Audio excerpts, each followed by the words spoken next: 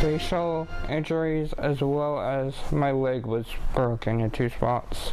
No kidding. This is 19-year-old Kenton Lett, and he is among a growing list of hit-and-run victims in our area.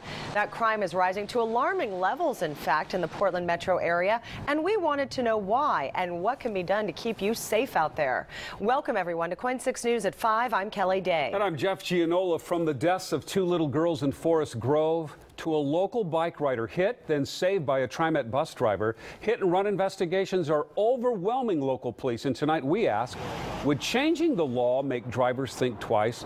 Jessica Morkert got some answers for us. She joins us live. Jessica? And Jeff, I spoke to local lawmakers, and they say that this will be a topic coming up next session. They say they're going to be looking at stiffer fines and sentences for hit and runs, and that includes both people and property.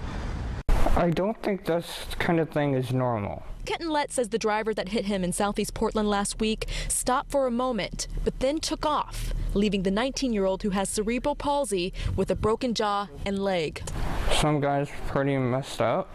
Lett's case is one of thousands of hit and runs in Oregon. In many cases, the driver left the scene while under the influence. In other words, you're taking a chance about how this turns out for you if you plead guilty. Do you understand that? According to ODOT, there were more than 2,446 hit and runs in 2011 alone.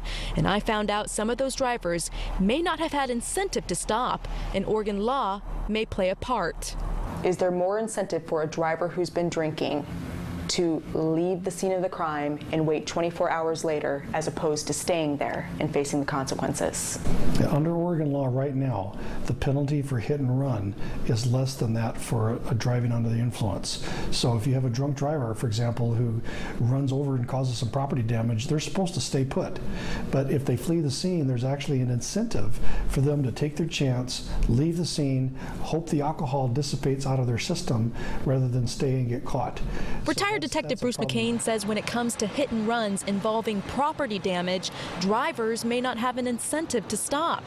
And the laws should be made tougher, whether it's a mailbox or person. They're more afraid of the DUI than they are of the penalty for hit and run.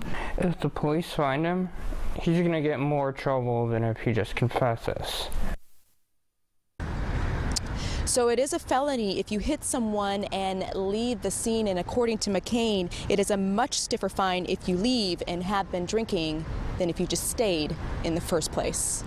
Live in downtown Portland, Jessica Morkert, KOIN 6 News. Thank you, Jessica.